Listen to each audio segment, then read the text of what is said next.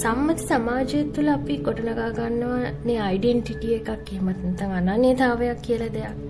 එතකොට පොඩි කාලේ නම් කියනවා ඔබ අනන්‍යතාවයක් ගොඩනගා ගන්න ඕනේ. ඔබට අනන්‍යතාවයක් තියෙන්න ඕනේ කියලා මේ වගේ දේවල් අපිට කියනවා. එතකොට අපි අනන්‍යතාවය ගොඩනගා ගන්න උත්සාහ කරනවා. හැබැයි බලන්න දැන් මේ සබාධම දිහා බලන්න. අපිට පෙනෙන සබාධමට අනන්‍යතාවයක් තියෙනවද? ඒක බැලුවම ඇත්තටම එක එක විදිහට එනවා නේද? වෙන් කරලා ගන්න පුළුවන් අනන්‍යතාවයක් සබාධමට නැහැ. සබාධම කියලා කියන්නේම ඇත්තටම ඊගෝ එකක් නැති දෙයක්.